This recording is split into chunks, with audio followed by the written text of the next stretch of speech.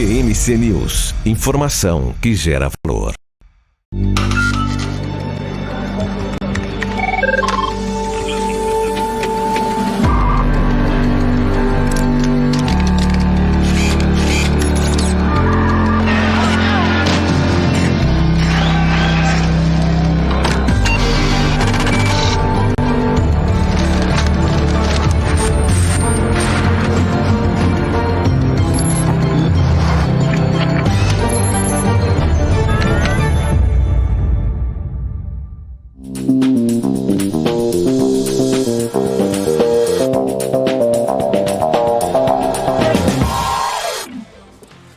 Olá, muito bom dia, investidor, bom dia, investidora. Eu sou Felipe Nascimento, esse é o VMC Pre-Market.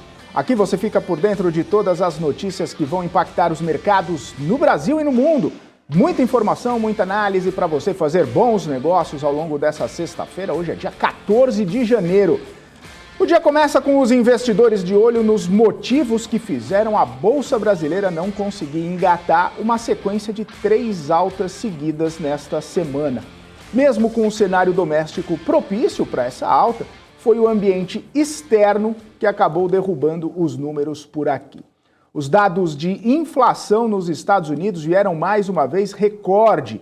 A aceleração dos preços colocou os índices americanos para baixo e, por consequência, puxou o Brasil junto com eles.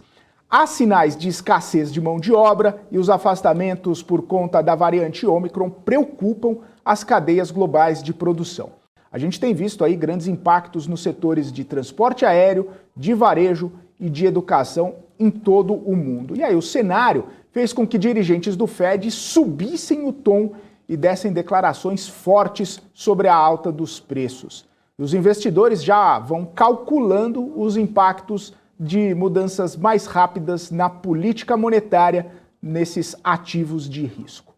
O lado bom foi o reflexo no dólar, que teve o terceiro dia seguido de queda, fechando em R$ 5,52.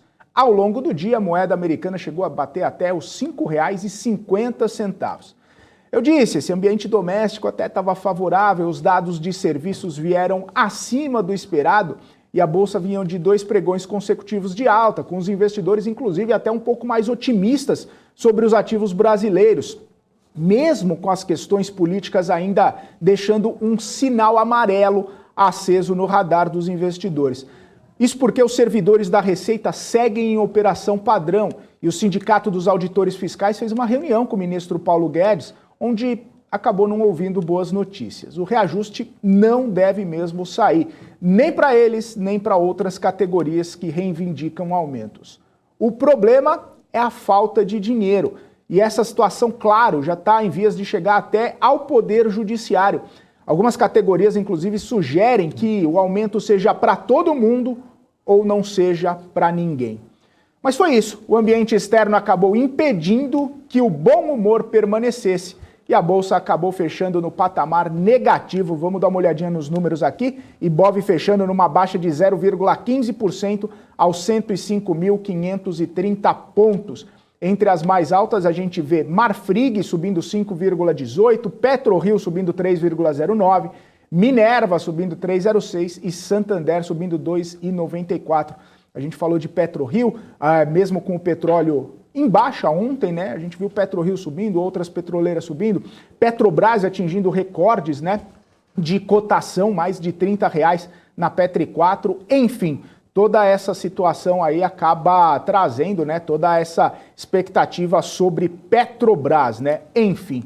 E aí nas maiores baixas, o que a gente viu? Banco Inter caindo quase 10%. O Banco Inter perdeu 9,87% nesses últimos pregões bastante voláteis, né, para empresas tidas de tecnologia, empresas que acabam sendo impactadas bastante pela flutuação dos juros futuro. Então, Banco Inter caiu 9,87%, Localweb caiu 8,38%. Aí a gente vê um impacto um pouco maior também sobre empresas de varejo, né? Natura caiu 5,09%, Raia Drogasil caiu 4,98%.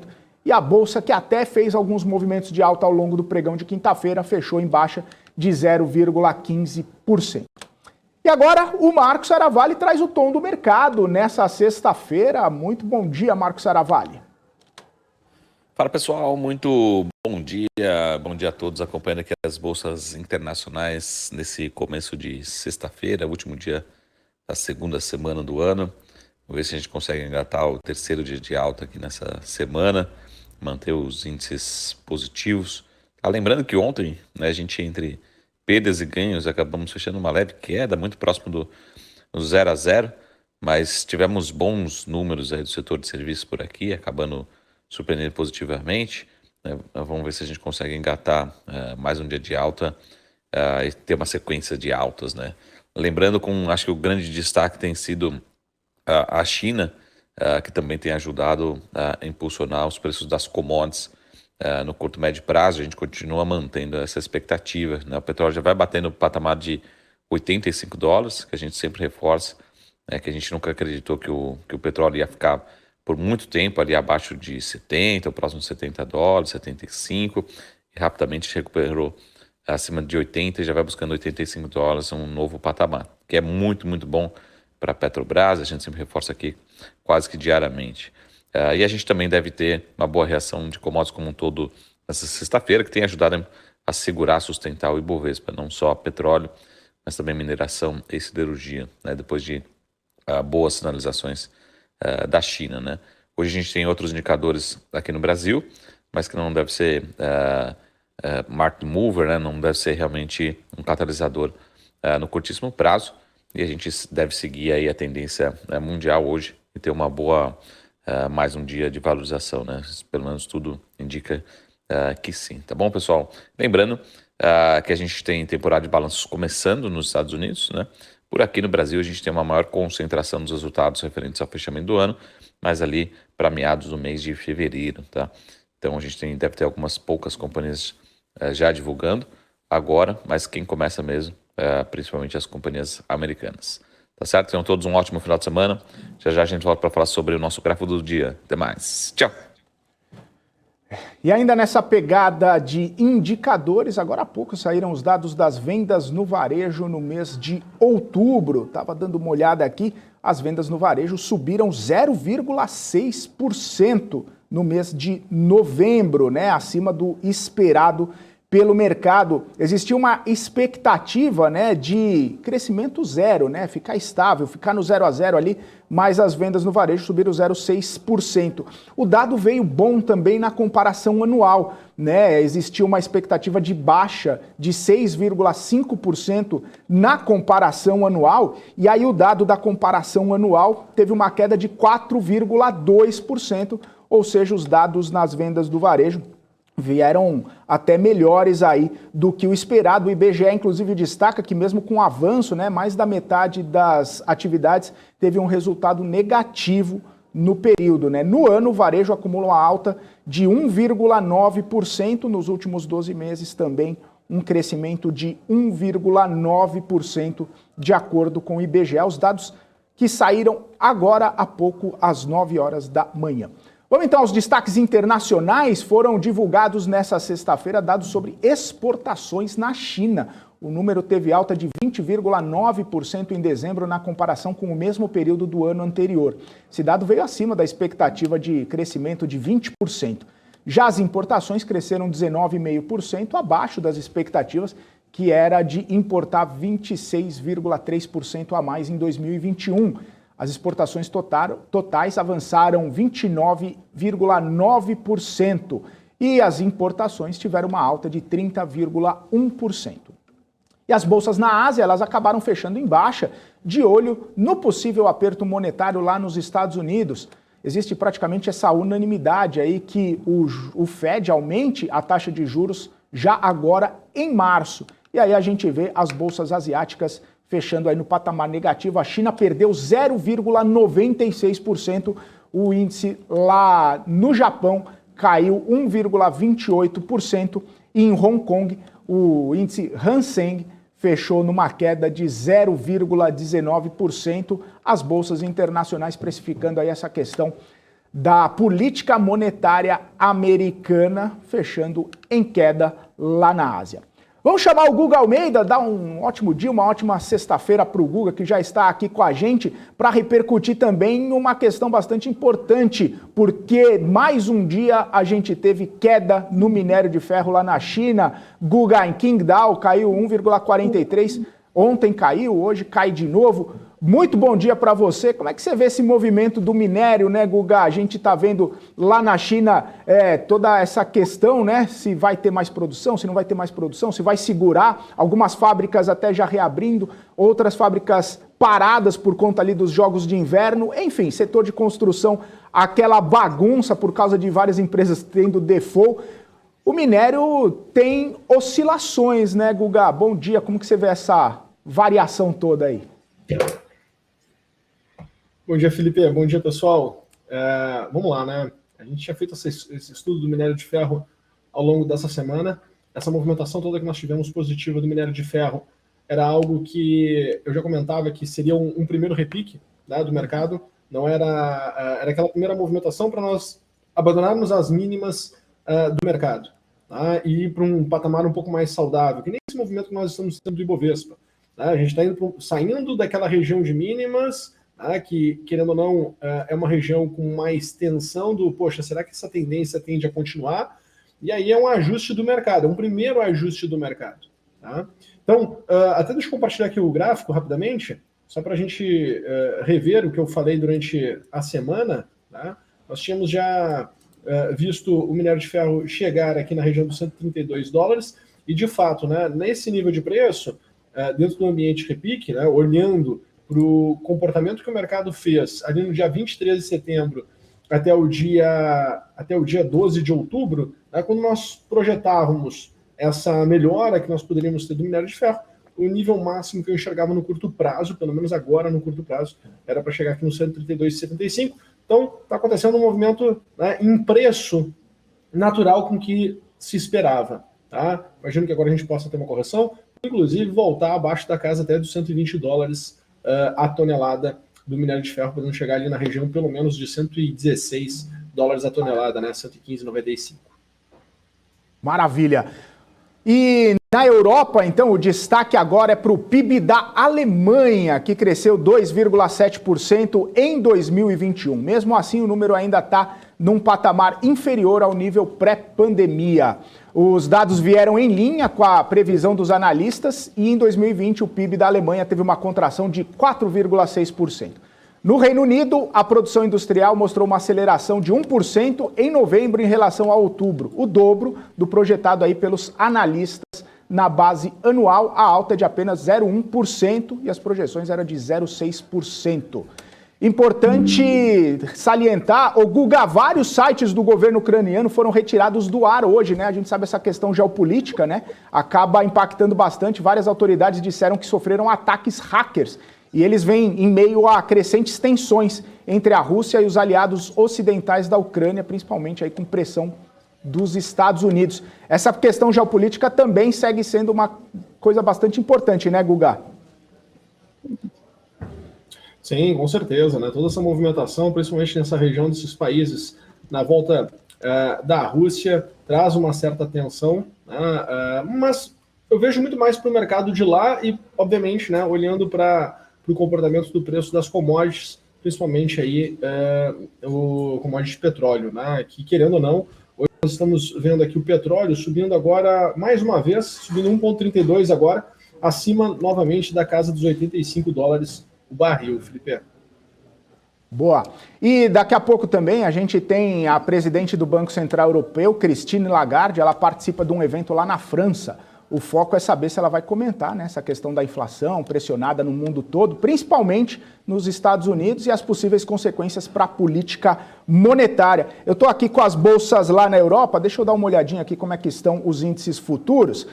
Os índices lá na Europa, todos caindo nesse momento, né? DAX na Alemanha caindo 0,62%, CAC na França caindo 0,74%, FTSE no Reino Unido caindo 0,19%, o índice Eurostoxx caindo 0,02%, né? As bolsas europeias também nesse patamar negativo, seguindo as bolsas asiáticas.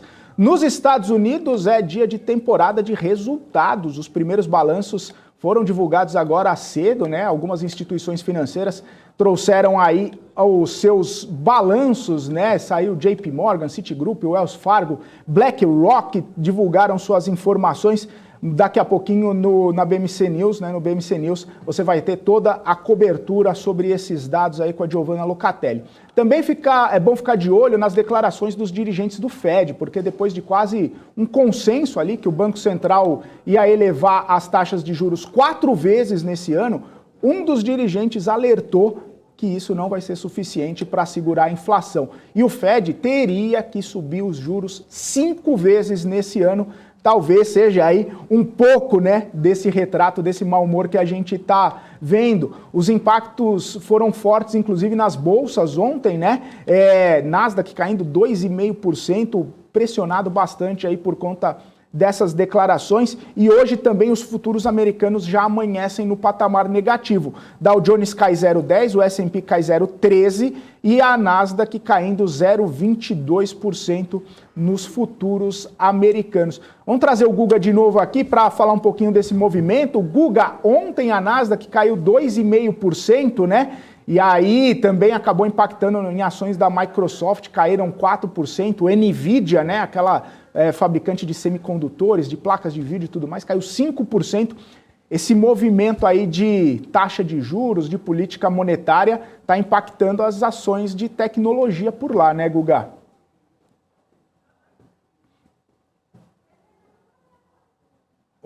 Guga, está mutado. 45 dias. Nós falávamos sobre isso nesses últimos 45 dias, Felipe, que de fato toda essa movimentação em relação à retirada de liquidez nos Estados Unidos iria gerar esse movimento de realização das bolsas lá. Inclusive ontem nós estudamos o comportamento do S&P 500 e eu comentei, olha, isso aqui tem uma característica muito de momento de topo do mercado, né? Então a minha expectativa de curto prazo é que de fato lá fora, né, venha uma correção. E acho que a gente está num momento bem de divisor de águas mesmo, assim, sabe? É engraçado, né? Porque há 15 dias atrás nós falávamos com mais propriedade sobre uma queda, sobre um ajuste, sobre uma correção nos Estados Unidos. E aí o mercado ele dá uma melhorada de curto prazo e as pessoas meio que criam um otimismo e uma narrativa do porquê não haver uma correção. Mas quando tu analisa de forma fria, né, e tenta tirar um pouco a emoção e os vieses e olha para, né, única e exclusivamente para números e comportamento dos preços, tu vê que, de fato, tu tem, né, no curto prazo, uma situação ali que tem uma cara, né, e condições, sim, de sofrer uma correção. E é interessante, Felipe, que os movimentos acontecem ao longo do pregão, né, o que mostra aquela janela onde os mercados têm, de fato, liquidez para poder fazer suas negociações, né? Não é um movimento fora de mercado aberto, né, e sim dentro do mercado aberto, onde, né, existe essa mudança de posição, existe a venda de fato dos ativos. Boa. Ô Guga, você pode dar uma olhadinha lá no gráfico da Nasdaq para a gente ver? Porque desde o último pico lá caiu 10%, né? Sim, quando nós olhamos aqui para o comportamento da Nasdaq, né, e o espaço que eu vejo para correção é que possa voltar aqui para a região dos 14.860. Esse é o número que de fato eu estou acompanhando, esse é de fato o número que eu estou, né, esperando que Nasdaq chegue, né? Olha o quanto devolveu da alta que se tinha, né, e a velocidade, a intensidade do movimento. Então, chegando lá nesses 14.865, aí sim eu vou começar, né, a questionar, olhar o que vai estar acontecendo no momento, né, para voltar a tomar uma posição, né, se de fato foi um ajuste ou nós teremos condições de ver Nasdaq indo para um patamar mais baixo, porque, Felipe, de fato, tá, se nós olharmos assim todo o potencial de queda que se tem aqui no mercado, eu consigo enxergar até mesmo o Nasdaq podendo chegar aqui na região dos 13.440 ou até mesmo ir mais abaixo. Lembra, né, mais uma vez, vou deixar bem marcado aqui para o pessoal, né, existe sim, né, uma percepção de que a partir de março vai começar a ter uma redução intensa de liquidez por parte do mercado norte-americano, e a gente vai ver esses movimentos de ajustes, sim, acontecendo. Maravilha, então, Guga. Valeu. Bom, agora o Marcos Saravalli, ele traz o gráfico do dia para a gente. Olha só, ele faz uma análise sobre o múltiplo Price to Sales.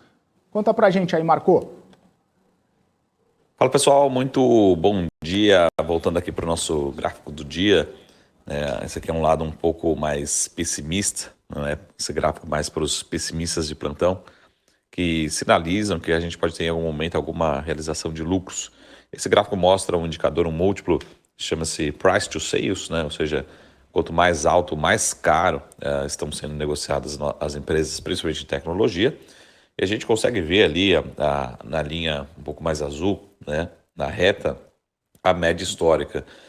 Então, o que quer dizer esse gráfico? Para a gente voltar para a média, as empresas de tecnologia teriam que cair cerca de 60% as ações para a gente voltar simplesmente para a média. Então, por esse indicador, a gente pode ver que algumas ações estão sendo negociadas muito caras e poderia, em algum momento, principalmente as bolsas americanas, empresas de tecnologia, ter que cair, se desvalorizar, para a gente voltar um pouco à média histórica, podendo ser um padrão, né?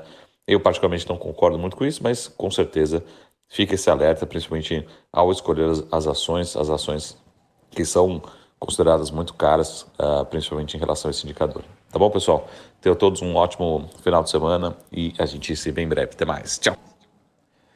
Vamos aos destaques corporativos. A Allianz Sonae enviou uma proposta para a fusão com a BR Malls. O acordo seria uma fusão entre iguais, envolvendo participação de 50% no capital social, pagamento em dinheiro e relação de troca com um prêmio múltiplo. Até agora, olha só, agora cedo, agora de manhã, a BR Malls divulgou um fato relevante, falando que recusou essa proposta da Allianz Sonae, justamente porque a oferta subvalia o valor econômico da BR Malls, o valor econômico justo da empresa e do seu portfólio de ativos.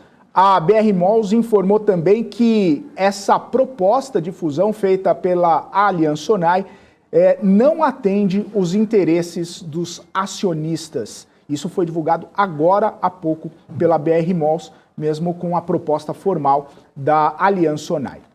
A MSC comprou 67% do capital social da Login no leilão de oferta pública de ações realizado nessa quinta-feira. O montante somou 316 milhões de dólares. O negócio deve estimular a demanda da companhia no setor de cabotagem.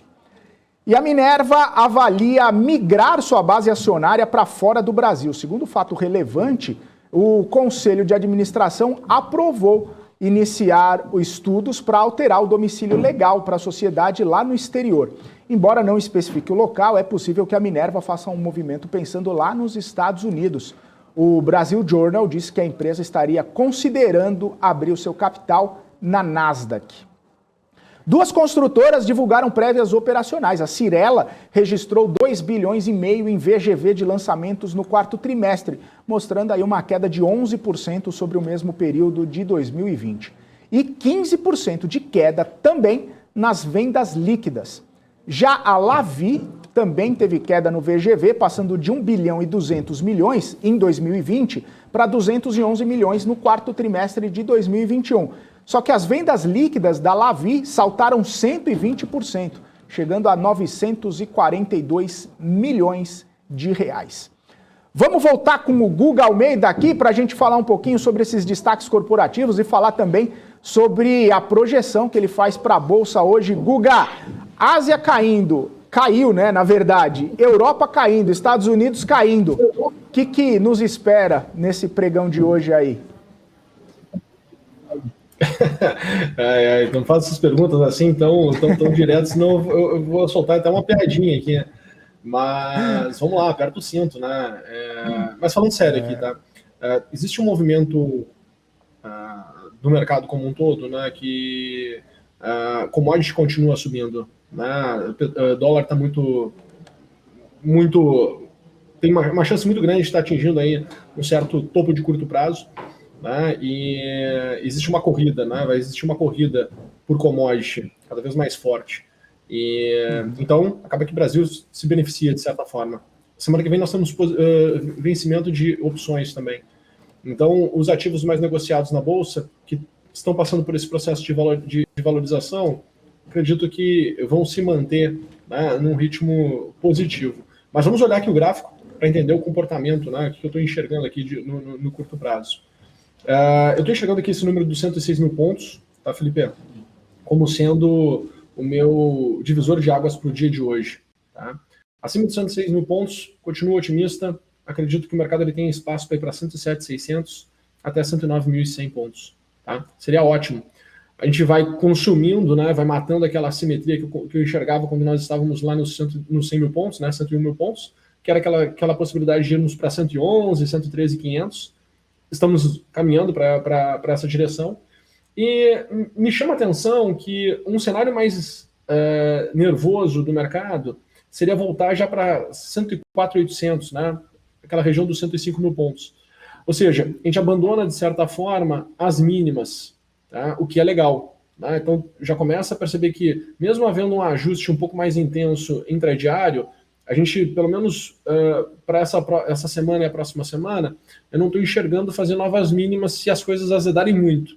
Tá? Então, me parece que o mercado ele está caminhando aí para ter essa melhora. Que, querendo ou não, ao meu ver também, no curto prazo, pelo menos, ainda é aquela situação de voo de galinha. Né? Acho que a gente tem espaço para ir para 113 mil pontos. Quanto mais demorado nós chegarmos nesse patamar de preço, me parece que maior é a chance da gente se manter nesse patamar de preço também. Quanto mais rápido, mais perigoso. Tá? Porque a gente não tem uma mudança de cenário e nem um grande player que de fato vai tá raspando o mercado. Então é algo bem pontual, né, que tem uma, de certa forma, nesse ano, olhando para o Brasil, olhando para todo esse risco fiscal que nós temos, risco político, eleições e tudo mais, tem muita coisa para acontecer, né, principalmente vindo de Brasília.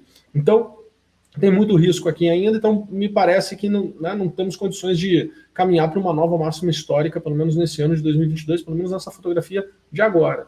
Tá? Então, continuo acreditando que os movimentos são muito pontuais. Estou tá? Acompanhando aqui esses 106 mil pontos, para mim é o grande divisor de águas, e vindo a perder esses 106 mil pontos, vou olhar para o mercado lá no 104.800 e começar a medir, né, como é que vai ser a resposta, como é que vai ser a reação do mercado.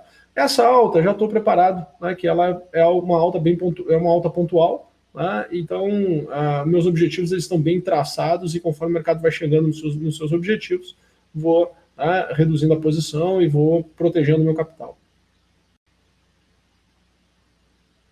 Falando então um pouco sobre essa notícia, né, a gente trouxe aqui que a Minerva aprovou aí uma sondagem, uma análise para listagem internacional, e o pessoal no chat já está perguntando, você pode dar uma olhadinha em Minerva aí, que inclusive ontem acabou fechando entre as maiores altas do pregão, né? Você pode dar uma olhadinha, por favor? Claro, vamos lá. O código de Minerva é MIF3. Tá? O que nós temos aqui para Minerva, tá, Felipe? Para poder também entender aqui o comportamento do mercado. Acho que a gente ela evoluiu, né, ali no início de dezembro de 2021. E, ao meu ver, a gente tem espaço para a Minerva chegar até R$12, ou entre R$12 e R$12,65. Tá? Esse é o nível de preço que eu consigo enxergar aqui num primeiro momento. Tá?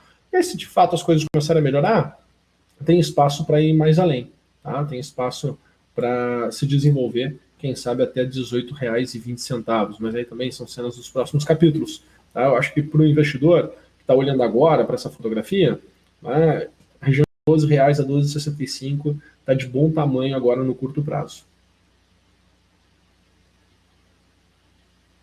Uma notícia que saiu agora há pouco, né? A gente estava falando de Allianz Sonae e também de BR Malls, né? Que a Allianz Sonae fez a proposta para fazer a fusão com a BR Malls, só que agora cedo a BR Malls falou que não aceita, porque não é um valor justo de mercado, não é de interesse dos acionistas. E aí eu queria saber como é que você vê essas duas empresas, né? Allianz Sonae, a Also e também BR Malls. Vamos lá, então. Vamos começar aqui por Aliança Sonae. Nós estamos de cenário aqui. Bom, num cenário otimista, tá? Num cenário muito otimista, eu vejo espaço para voltar para R$25. Tá? Só que me parece que o que eu tenho aqui de curto prazo, tá, Felipe, para a gente poder também entender de que a Aliança Sonai fez nessa movimentação para baixo e por que está reagindo muito forte. Tá? Quando nós entramos aqui no comportamento do ativo, deixa eu dar um zoom aqui para ficar mais nítido para a turma toda que está vendo na telinha, aí, também para conseguirem entender. Quando nós olhamos aqui para esse comportamento do ativo que está marcado aqui por essa estrutura aqui em vermelho, tá? O ativo ele veio aqui, ó, na região de 78,6, né? Quando nós olhamos para essa... Deixa eu apagar aqui. Quando nós olhamos aqui para essa primeira movimentação, que está marcada aqui, depois dessa alta aqui do dia 22 de outubro até o dia 11 de novembro, a correção ela veio até o nível aqui de 78,6. Então, obviamente, onde nós vamos olhar para os níveis... Quais são os níveis de preço que nós olhamos na queda, né? Tem dois, que é a região de 127, que é 17,75, foi exatamente onde chegou no dia 10 de janeiro e a partir daí começou a reagir, ou se não, teria a chance de ter condições de vir aqui para a região dos R$16,70. Tá? Então, olhando para o ciclo de baixa, para esse último ciclo de baixa, tá? E principalmente por esse movimento que acontecer, né, depois de uma tendência toda de baixa, porque nós estamos aqui, se nós olharmos, né, desde o dia 15 de junho de 2021, vem num processo de desvalorização. E esse processo de desvalorização, ele acumulou aqui nesse período aqui 45%, 46%. Tá? Então teve uma bela de uma desvalorização. Tá? Então, nesse patamar dos 17,70, né, o mercado ele tinha uma condição muito forte de reagir. Vem reagindo. Tá? Vem reagindo, vem acelerando. Aí o espaço que eu consigo enxergar é para voltar aqui para os R$25. Tá? Pelo menos para esses R$24,95, R$25. É onde eu estou esperando que vá. Tá? Então, o investidor, se fizer uma conta aqui, tá? Qual é o tamanho do upside aqui que se tem? Tá? Tem um upside aqui em torno de 27%, né? 27,5%, podendo acontecer aí, quem sabe, né, nos próximos 45 dias, 60 dias, se tudo der certo. Tá bom? Então, ficar de olho nesse cenário. O mercado pode dar uma embarrigada de curto prazo, daqui a pouco voltar até esse patamar de preço aqui dos 18,90, 18,50, a ficar de olho ali, mas a tendência é recuperar até a região de R$25. Maravilha. Valeu então, Guga. Valeu, obrigado por estarmos juntos mais essa semana aí. Bom fim de semana para você também, até segunda-feira.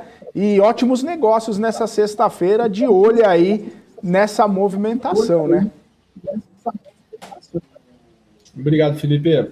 Bons negócios a todos nós. Tá? Fica de olho aí nessa sexta-feira. Quem sabe não terminamos mais um dia no verde, tá? Mais um dia positivo, e não possamos entrar com...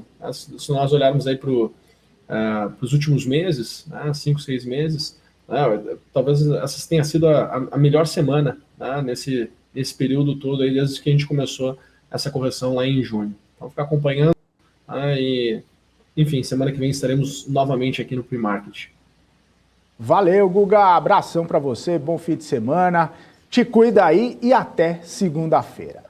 É isso aí, pessoal, valeu, estamos chegando ao fim aqui do nosso BMC Pre-Market, só registrar um abraço aqui para o Lucas Gomes, Gineu de Carvalho, Wellington Wolff, o Jonathan Soares, que todo mundo chegou cedinho aqui para dar o bom dia e também para deixar o like, hein? Não se esqueça. Aí tem o Peter Santana, Felipe Dias, Atílio Felipe Neto, o Jefferson Felipe Lippe, que perguntou inclusive sobre Minerva, que o Guga bem analisou aqui para gente, o Kleber, a Dirley, o Maciel, o Gleiciano, o Hermes por aqui também, o Senna, a Nath Zagari tá por aqui, olha ela aí, hein, Nath? Muito bom ter você por aqui com a gente logo de manhãzinha.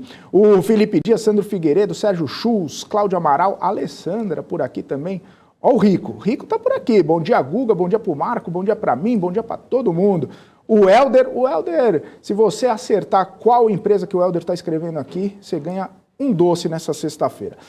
BRF, claro. É isso aí, a Rita Fernandes por aqui também, o Hamilton Lima e todo mundo que nos acompanhou. Uma ótima sexta-feira para vocês e uma boa sexta-feira, ótima sexta-feira também para Paula Moraes, que já está chegando aqui com o BMC News preparada para trazer todas as notícias do mercado financeiro. Boa sexta, Paula. Bom dia. Bom dia, Felipe. Sextamos, né? Ih, metade do mês já, hein? Tá passando, Você vê hein? que rápido. Rápido mesmo. Quase reta final aí já para esse janeiro. Já mais 2 semaninhas acaba. Mas vamos que vamos. Começando o ano de 2022, né? Como disse o Guga, talvez tenha sido a primeira grande, melhor semana para o Ibovespa dos últimos meses aí, que tava só amargando quedas, né, Felipe? Pois é, depois de bastante tempo de queda lá, desde o meio do ano passado, né? Dezembro deu uma respirada, aí começou mal agora. Vamos ver se pelo menos engata, janeiro, né? A gente engata aí o segundo mês de alta, né? Porque tivemos dezembro, vamos ver se engata esse segundo mês consecutivo de alta, é o que a gente espera. Mas olhando as bolsas internacionais, tudo hoje... no vermelho, dá até um negócio hoje assim. não tá um bom dia, pelo menos lá fora. Tomara que a gente venha... ao contrário, né? Vamos aí ser do contra. Vamos ver se hoje vai ser só do para contra. Contrariar. Só né, para Paulo? contrariar, tá certo. Obrigada, Felipe. Beijo para você. Valeu, bom dia aí para você. Obrigada. Tchau, tchau.